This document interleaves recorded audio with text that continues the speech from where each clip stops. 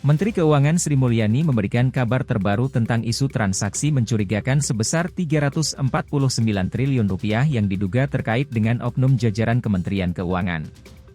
Ia mengungkap 2 oknum anak buahnya terlibat di antara 300 surat berisi laporan hasil analisis Pusat Pelaporan dan Analisis Transaksi Keuangan, PPATK, di mana sebagian merupakan hasil analisis terkait pajak. Dikatakan Sri Mulyani, terdapat transaksi mencurigakan senilai Rp205 triliun yang melibatkan 17 perusahaan.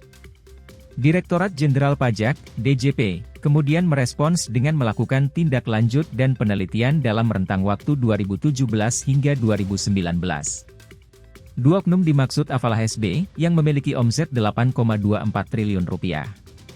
Padahal SPT Pajak mencantumkan omset Rp9,68 triliun. Orang ini memiliki saham dan perusahaan di PT BSI. Kita teliti PT BSI di dalam surat dari PPATK, jelas Sri Mulyani. Setelah ditindaklanjuti, perusahaan berinisial BSI ternyata terkait dengan transaksi mencurigakan mencapai Rp11,77 triliun. Di sisi lain, SPT Pajak perusahaan menunjukkan angka Rp11,5 triliun sehingga terdapat selisih Rp212 miliar. Selain itu, yang juga disoroti adalah PT IKS 2018 hingga 2019, di mana PPATK menyatakan transaksi Rp4,8 triliun, sedangkan SPT-nya menunjukkan Rp3,5 triliun. Demikian halnya inisial dia, yang mana SPT-nya hanya Rp38 miliar, tapi data PPATK menunjukkan transaksi Rp8 triliun. Perbedaan data ini kemudian dipakai oleh DJP memanggil yang bersangkutan, ucap Sri Mulyani. Kemenkeu mengendus adanya modus yang digunakan SB dengan menggunakan nomor akun dari 5 orang yang merupakan karyawannya. Transaksi ini disebut money changer. Anda bisa bayangkan money changer, yakni cash in sudah cash out, tuturnya. Sri Mulyani memerinci, dari 300 surat dari PPATK, 65 surat mengenai transaksi perekonomian senilai Rp253 triliun. Baik itu perdagangan, pergantian properti, yang ditengarai mencurigakan dan dikirimkan ke Kementerian Keuangan, untuk bisa ditindaklanjuti. Kemudian 99 surat lainnya yang dikirim PPATK kepada aparat penegak hukum, dengan nilai transaksi Rp74 triliun.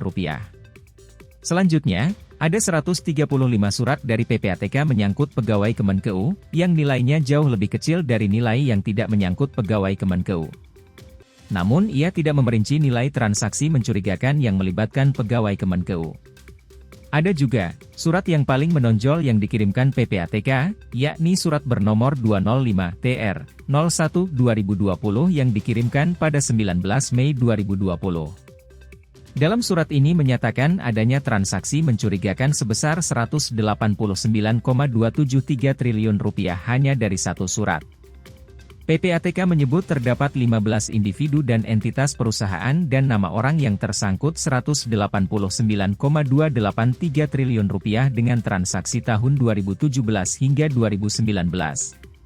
Berdasarkan hasil penyelidikan DJP dan DJBC, 15 perusahaan tersebut telah melakukan kegiatan ekspor, impor emas batangan dan emas perhiasan, serta kegiatan money changer dan kegiatan lainnya. Dijelaskan Menkeu, entitas impor emas batangan senilai Rp326 miliar pada 2017, naik menjadi Rp5,6 triliun pada 2018, dan pada 2019 turun drastis ke Rp8 triliun. Sementara untuk ekspornya senilai Rp4,7 triliun pada 2017, kemudian turun menjadi Rp3,5 triliun pada 2018, dan turun menjadi Rp3,6 triliun pada 2019. Terkait dinamika tersebut, Komisi 3 DPR sendiri berencana memanggil Menko Polhukam Mahfud MD selaku Ketua Komite Nasional Tindak Pidana Pencucian Uang, TPPU, dan Menteri Keuangan Sri Mulyani selaku anggota Komite Nasional TPPU. Pemanggilan Sri Mulyani dan Mahfud MD sedianya direncanakan pada 29 Maret 2023 pekan depan. Pemanggilan terhadap Sri Mulyani ini merupakan tindak lanjut dari rapat kerja dengan PPATK 2 hari lalu. Namun, para anggota dewan di komisi itu merasa rapat tidak akan membuahkan hasil yang konkret jika ketiga orang di komite TPPU itu tidak dihadirkan secara sekaligus. Sebab, Kepala PPATK Ivan Yustiavandana menyatakan bahwa data 349 triliun rupiah itu merupakan permintaan Mahfud MD dan terkait dugaan tindak pidana pencucian uang, TPPU, yang sedang diselidiki oleh penyidik di Kemenkeu, baik di DJP maupun DJBC.